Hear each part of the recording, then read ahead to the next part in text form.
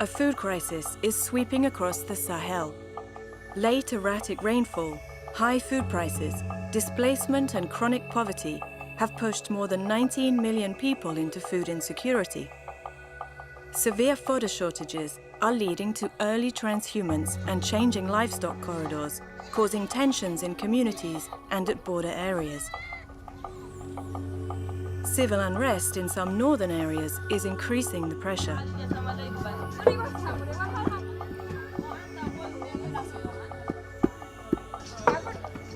If the most vulnerable people don't get help now, the situation will deteriorate fast.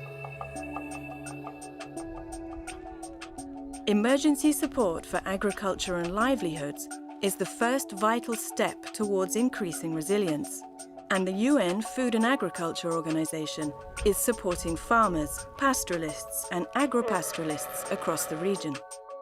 In Chad, an FAO vegetable gardening project is targeting almost 7,000 people, including many female-headed households. Thanks to seeds, tools and training, they will have a chance to sustain their families beyond the current crisis. The situation this year is much worse than last year. This year, we haven't been able to produce a single kilogram of millet. But luckily, the vegetables we are growing here are keeping us going during the hardest time of year. In Niger, FAO is distributing improved millet seeds in partnership with the NGO Concern. This came just in time. These people really need the seeds. Last year was not good. The harvest failed. And the provision of animal feed and goats will boost the income and food security of thousands of families. In Burkina Faso, FAO is distributing improved millet seeds and niébé beans. The rainy season increases risk of animal disease, so work is underway to strengthen pastoralists' resilience with animal feed, veterinary drugs and vaccines for the local communities and refugees from Mali. Without the distributions, it will be a catastrophe. Terrible, because there will be hunger, suffering, the animals will die, even we could die. Millions are in need of immediate assistance, but it's medium and longer-term interventions that can break the cycle of food shortages and crises in the region.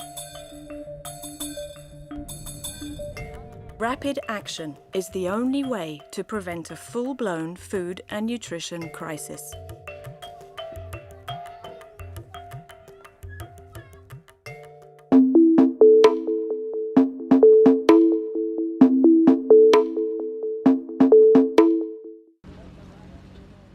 The Bekaa Valley is the poorest part of Lebanon. Wages are low, prices are high, unemployment is rife. These people have their own problems, but when Syrians from nearby Damascus and Homs began arriving, they shared what little they had. This mosque near Arsal now hosts 33 families in tents.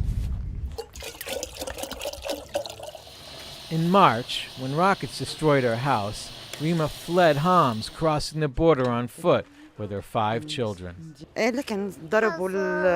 We heard gunshots and bombs exploding, so we started running as fast as we could.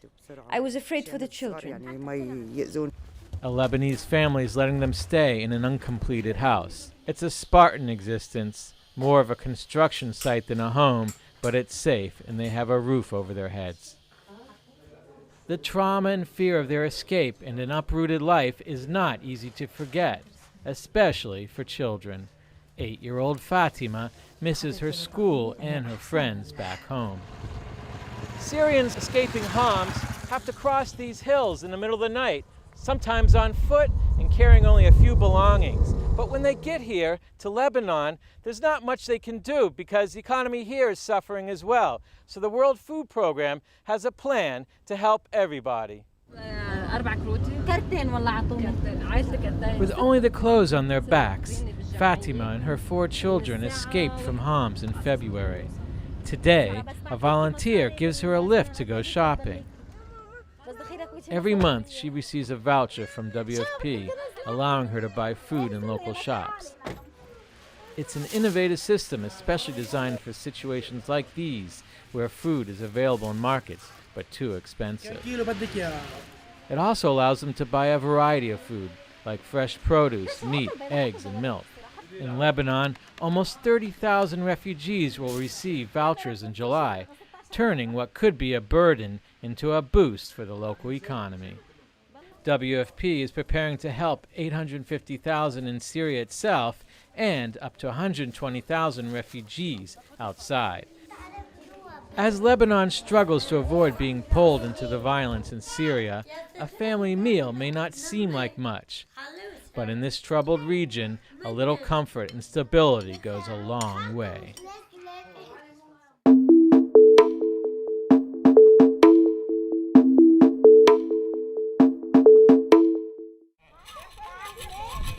This is the northeast of Brazil.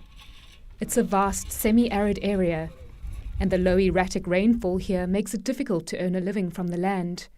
In fact, this area has the highest concentration of rural poverty in all of Latin America. For years, Ulysses dos Santos and his family struggled to grow anything outside their house. Irregular rainfall was not their only challenge. The soil here was also far too toxic. The cause? 1,000 litres of grey water ran outside every day. The water from the sewage, basin and shower was all thrown outside. We had open-air sewage with lots of flies. More than 1 million families in this area have a similar problem. Ulysses agreed to test out a new filtering system that could potentially change all of their lives. Now the family's grey water is piped into this biowater system. Here it runs through a filter. The filtered water is then clean enough to use for irrigation. This system was designed by Luis Monteiro Neto from the Dom Helder Camara project, supported by IFAD, the UN agency that works to alleviate poverty. He adapted the design from larger industrial models. It's not complex. It just needs a few elements of proportion in its installation, especially for the filter, which consists of pebbles, grit, wood shavings, and humus with earthworms. And this filtering system has been a great success.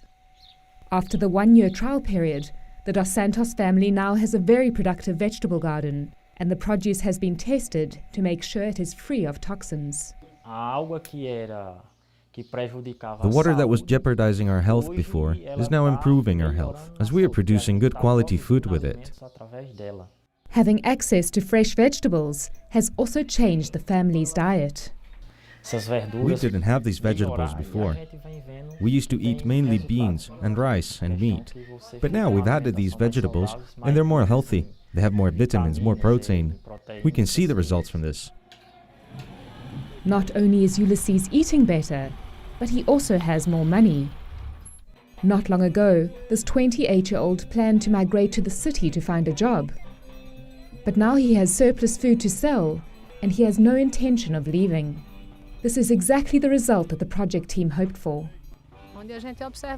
Young people have been wanting to leave the rural areas in search of work, but when an opportunity like this arrives in their community, they don't need to leave. We are working together with the farmers to show that it's possible to live well and live with dignity in the countryside. And now that the Dos Santos family are living well, and the biowater trial has been so successful, the project staff hope to get government support to install these biowater systems in 1 million homes across the region.